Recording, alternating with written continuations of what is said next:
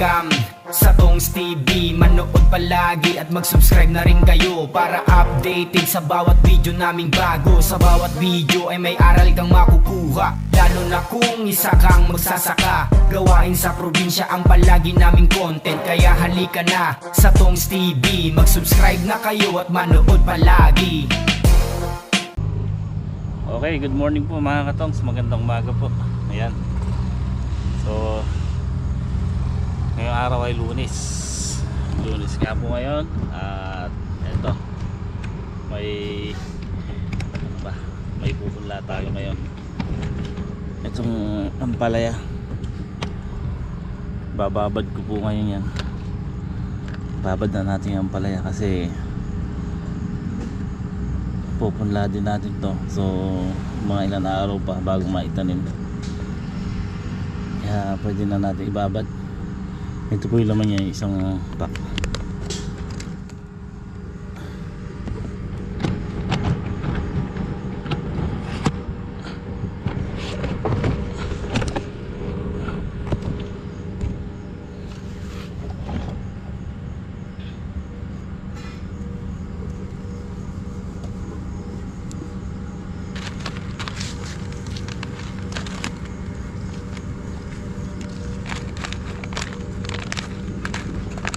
Dalawang libong buto ha po. Huwag lagi ng palaya yan. Ang dati rin. Ang dati yan.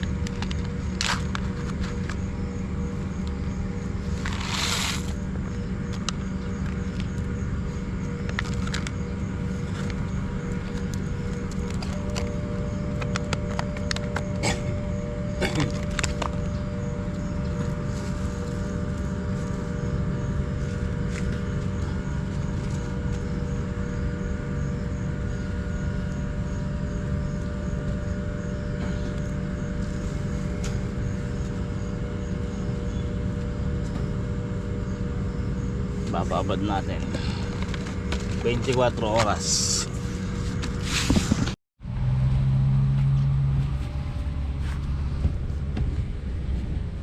Okay mga katong, sa ito nga po yan, nagpabili ko kay Kasiling. Sila pogi kasi, sila Greg umuwi yan kahapon, linggo, nagpahinga sila.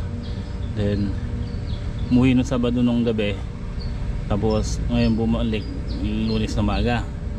So sabi ko dumaan kay Kasidling, bumili ng isang sakong coco peat para dito natin ipupunla yung ampalaya. So nagpabili rin ako kay parang G ng seedling tray na pang ampalaya, yung malalaki. Kasi dito, eto nga po yung kalabasa. Yan, yung ganitong tray kasi pang kwanto pang kamatis, talong, maliit masyado yung baso niya. Pagka dito nagpupunla ng ampalaya, yung ampalaya ko kasi makapalang ugat nun maliit pa lang, makapal na ugat, nagkukuhan na babali. So magkano lang naman yung isang tray ng ng seedling tray ng pangampalaya, kahit mga 20 ka ako kasi 2,000 seeds yun. Isang tray po nun 100 ang butas. Ito kasi 128.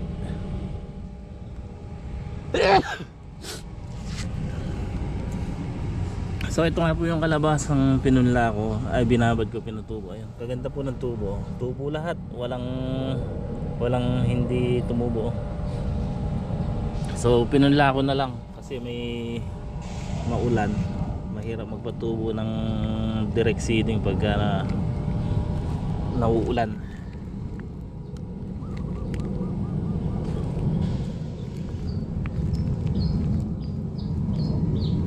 Ganda ng coco peat ni Ma'am Kasidling.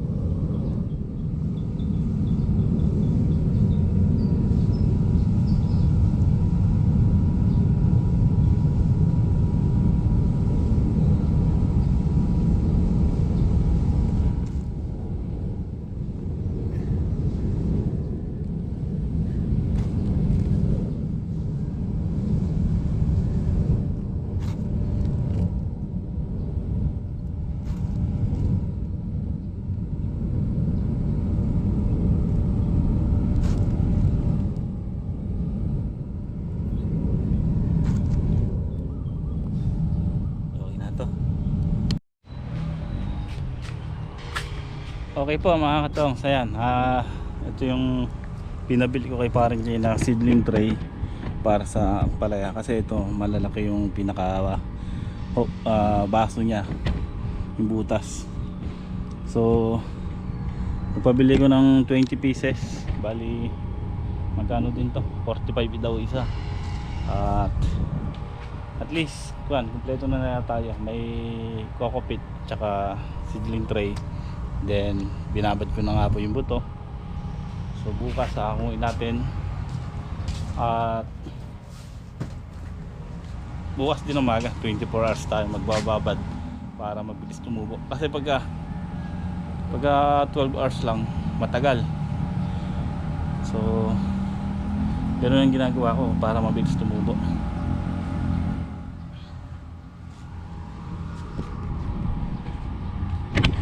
Tapos yun, itutusok na rin natin hanggat walang tubo. Hindi na natin papuputukin. Tutusok na rin natin. At ito nga po mga katongs, ayan, nagpapa-harvest. Pinapipitas ko na lahat ng bunga ng talong. Puputulin ko na. Ayan, pinalaki lang natin ng konti yung mga maliliit.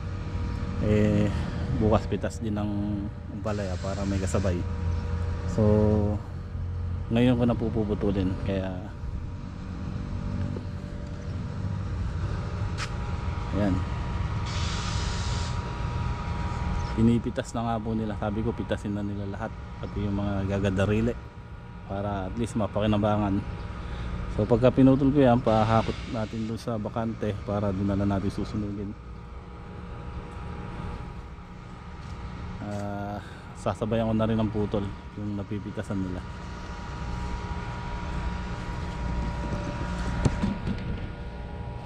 Magkano pare yung seedling tray? Ito pare, Magkano? 45. 45 eh. Oo. Seedling tray 100 for butas, ano pare? Oo, 104. Biruin nyo po mga katong, kung order tayo ng seedling, bigyan ko lang kayo ng idea.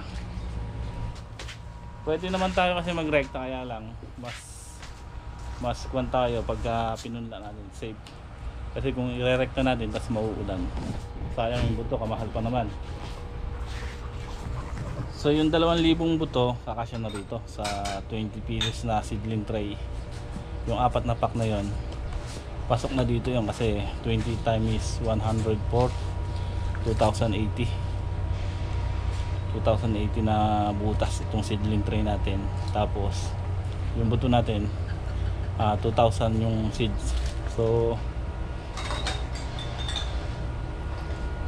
mamuhunan tayo. Kuhaan ko po sa inyo magkano magiging punas sa punla. Yung seedling na yung buto natin magkano pare? 3,1? 3-1 kada isang... 3,1 isang pack. So time is 4, 12,4. Ito 900 yung seedling tray, ano. So last 900, 13,3. Tapos yung ano, yung coco pit 500, 13,8. Kung bibili tayo ng isang seedling tray, isang seedling na ampalaya, isang tray 1,2, 1,5. Nasa ganun yun eh. Yung po yung buto hindi grafted. Ang presyo po nun 1,2 hanggang 1,5. So kung bibili tayo nun, yung 20 tray nito magkano halaga? Palagay natin, i-ikuha natin sa gitna, 1,3 times 20 tray, 26,000. So kung pa yun halos kalahati ma-minus natin. Kung grafted naman 2,000 o 2,3, 2,4 ata, 2,4. Grabe, mahal ano. Yung 23 times 2,000 na lang, 40,000.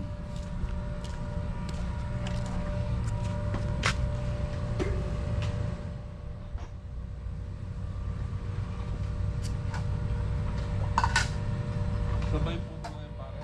Puputulin ko na para bukas pag ayari mag-harvest ng pala. pakot ko rin. Tapos pakakadkad natin dito para dito masunog sa bakante. Oo, sa bakanting may... Nang malinis ano. Kahit ikalap mo lang. Oo, saglit lang yan tuyo. Sabay na ako. Ito, magandaan nito. Hanggang mura. Nag-update tayo sa sangitan.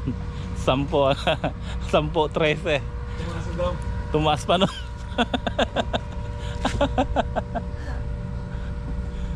Tsaka ako ala na rin, tingnan nyo. Sabi ko pagka nasikatan ng araw to, lalabas yung van. Kasi nung umaambon, kaya akala nyo sariwa yung dahon, berde. Pakita ko po sa inyo, ayan. Sa video kasi tingin nyo maganda eh. Pero ayan o, sabi ko pagka nasigatan ng araw yan, maninilaw na yung kagat ng white flies. Yan, tingnan nyo. Porkit hindi ko na binomba buhat nung huling harvest natin na yun, dumami na yung uod, yung nalalanta. So ayan o, yan po nagiging kwan ng white fly. White flies, ayan o, ganyan, yan ang naging kwan sa talong. So yeah, pagka naman kasi pinutol natin yan mga katungs, tulad nito, ito, dito lang yan, dito putol yan. So may matitirang dahon, syempre aalisin din natin yan para malinis, puro sanga lang yan. Paalis natin yan para wala nang taguan yung white flies. Talagang totally malis na sila yan.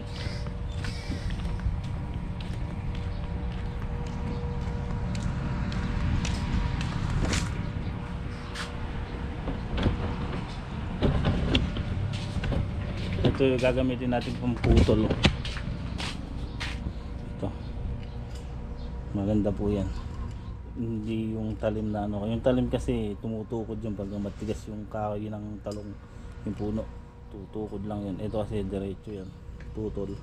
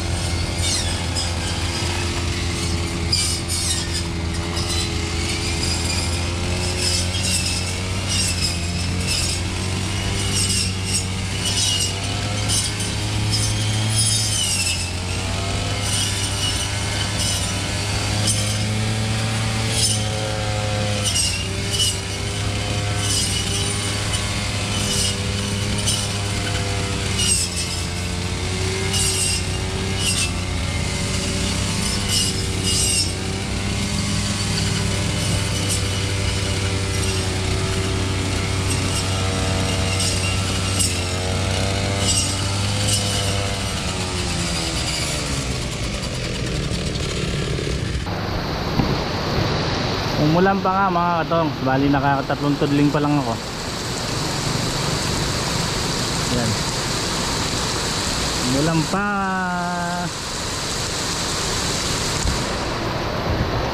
Ayan, nandito tayo sa kubo ni boss. Ito kasi inuuna ko yung bungad dito. Pagka payari kasi doon sa Gawiron para at least yung mga white light doon lahat pumunta sa papunta maaboy doon. Pagka kasi doon tayo nagsimula papunta rito, titira lang yung white light dito sa Sigarilyas. Kaya dito ko sinisimulan papunta ron. Tulad niya naulan. Kung naputol sana lahat tapos naulan, patay sana lahat yung white light.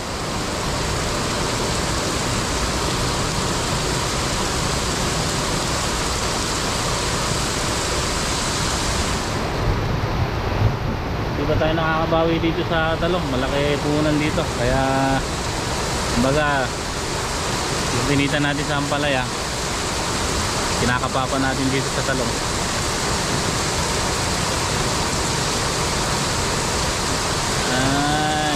Pero dito sa pangalawang putol yan, kasi subok na natin yan.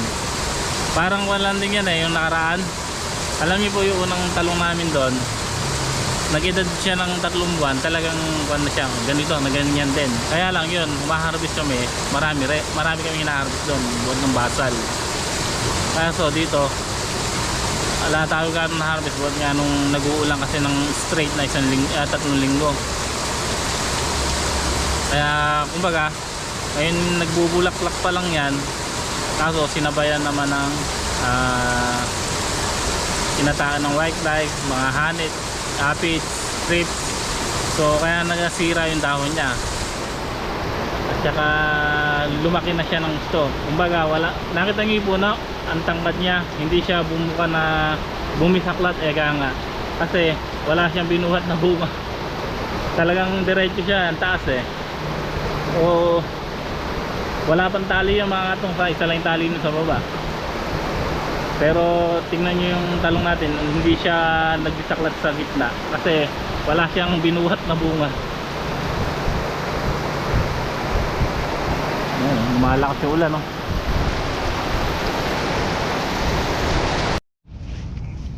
Yo mga katong, sayan, kakahinto lang po ng ulan at medyo gabi na rin.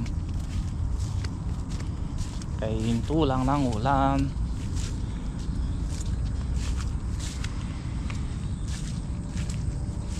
Ay wala na yung ampalaya natin. Ito mga katongs, nahihinog na.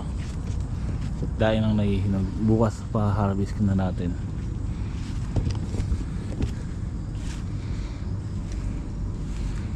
Ay ito yung sinasabi ko, nagbabahay tubig. Tatapos lang ng ulan, pero tingnan nyo, kaya pag tinamnan natin to at medyo malalaki na, tsaka natin pakakuan sa paanuan natin sa araro, pakakanal natin, lalagyan natin kanal sa gitna. 2 balikan lang siguro pwede na, kasi importante mataklob yung kandon, yung lupa, tapos dito sa gabi rito lalaban na yung daanan, magkaroon lang ng daan tubig.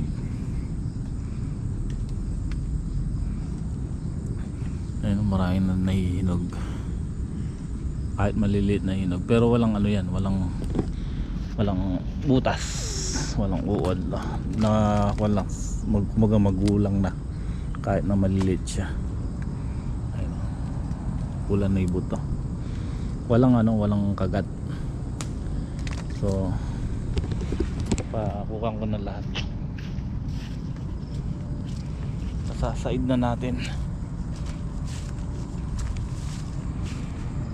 Total nakababad na rin yung buto nito, nakababad na, tapos kumpleto na tayo yung pamumunlaan, seedling tray. So okay na. Pagka na-harvest to, patatanggal natin yan yung mga baging sa taas at saka dito sa gilid. Palilinis natin yan. Tapos isprayan ko ng Sunrox. Tapos papatayin natin yung mga bakterya. Syempre pag natanggal yan at nailabas sa labas yung baging, isprayan natin ng Sunrox yan. Tapos after, bago natin taniman, didiligan natin naman ng Biocozyme at saka humic acid, then Dupus. Yan, pabubutas natin yung tataniman, then doon natin ididilig yung Biocozyme at saka humic acid. Kumbaga, papatayin natin yung bakterya sa Sunrox, kaya pati yung good bacteria nun mamamatay. Tapos ibabalik natin, bubuhayin natin sa tulong ng humic acid at saka Biocozyme.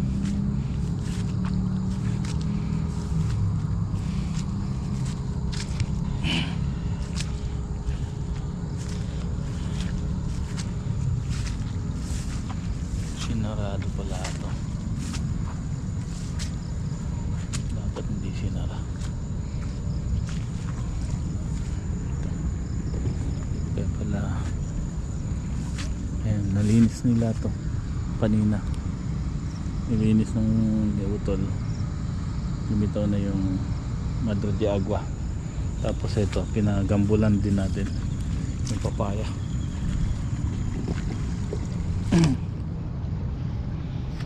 Siyempre ito, bubuhayin natin to, yung kanal nito. Pahuhukay pa natin ng malalim yan.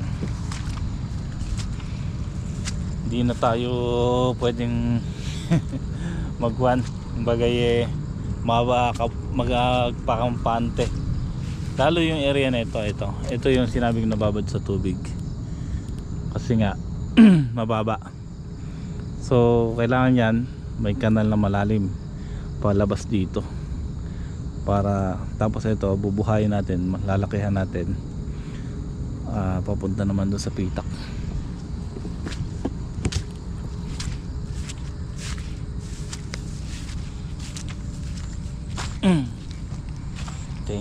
Thank you sa ampalaya. Maraming salamat at daing binigay nito, daing binigay ng bunga. So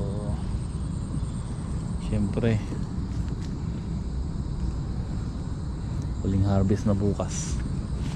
200 1 ay 12 harvest. Pero kung hindi na sira ng ulan na tubig, matagal pa buhay na ito.